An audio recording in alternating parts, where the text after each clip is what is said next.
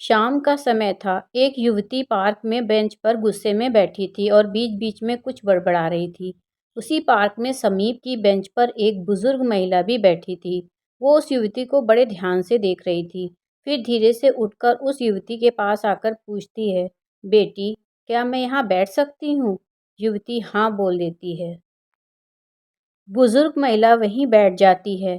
फिर धीरे से उस युवती से कहती है, बेटी, तुम कुछ परेशान दिख रही हो और यूं अकेली क्यों बैठी हो? वो युवती कहती है कि वो अकेली नहीं है, सामने उसके दो बच्चे खेल रहे हैं। और फिर गुस्से में आकर कहती है कि वो अपने पति से बहुत परेशान है, क्योंकि उसके पति में कोई अच्छाई नहीं है, वो बुराइयों से भरा हुआ है। ये सुनकर उस बुजुर्ग महिला ने कहा, बेटी, मैं तुमसे कुछ पूछूं तो सही सही जवाब दोगी? युवती ने कहा, पूछ कर देख लीजिए। महिला ने पूछा, तुम्हारे घर की सभी ज़रूरतों को ध्यान में रखकर उनको कौन पूरा करता है? युवती ने कहा, मेरे पति। महिला ने पूछा, तुम्हारे खाने पीने, पहनने ओढ़ने की ज़रूरतों को कौन पूरा करता है? युवती ने कहा, मेरे पति। महिला ने पूछा, घर के गैस, बिजली, पानी, मकान, मरम्मत, रख-रखाव, सुख सुविधाओं, किराना, दवाइयों, मनोरंजन एवं भविष्य के लिए बचत, बैंक, अस्पताल, स्कूल, कॉलेज, ऑफिस, पास पड़ोस और ऐसी ही न जाने कितनी सारी जिम्मेदारियों को एक साथ लेकर कौन चलता है? युवती ने कहा, मेरे पति।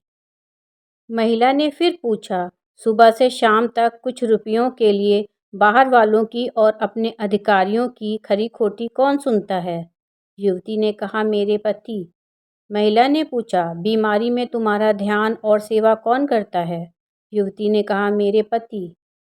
बुजुर्ग महिला ने पूछा, परेशानियों और गम में तुम्हारा साथ कौन देता है?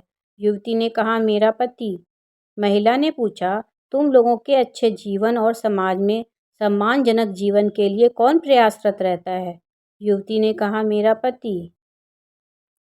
महिला ने पूछा, एक बात और बताओ, तुम्हारा पति इतना काम और सबका ध्यान रखता है, तो क्या उसने इन बातों के बदले तुमसे कभी पैसे लिए?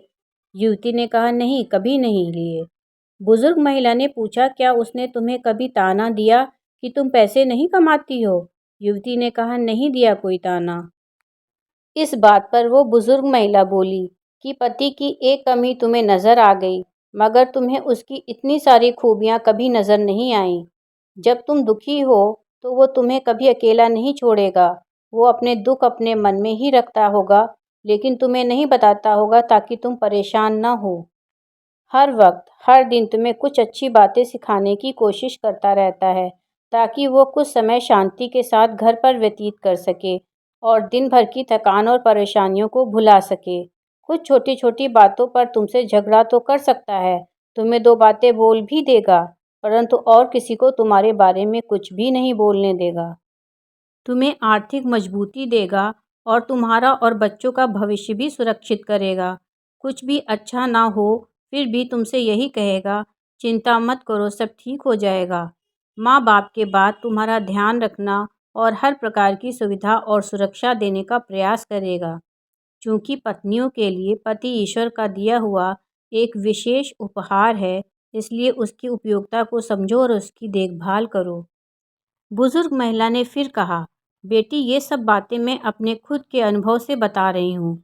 मेरे पति बहुत अच्छे थे, मेरा और हमारे 3 बच्चों का पूरा ख्याल रखते थे। जब कभी चिंतित या परेशान होने पर मुझे कुछ बोल देते तो मैं बहुत बुरा मानकर मन ही मन बड़बड़ाती रहती कि मेरे पति में तो कोई अच्छाई नहीं है, मेरी तो किस्मत ही खराब है जो ऐसा पति मिला। लेकिन उम्र के 35वें पड़ाव पर अचानक एक दिन दिल का दौरा पड़ने पर वो हम सबको छोड़कर हमेशा के लिए चले गए।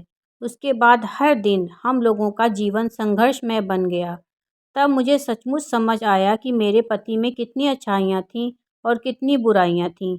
आज अगर मेरे पति जीवित होते तो वो मेरे साथ इसी बेंच पर बैठे होते और मैं बहुत खुश होती, ना कि तन्हा।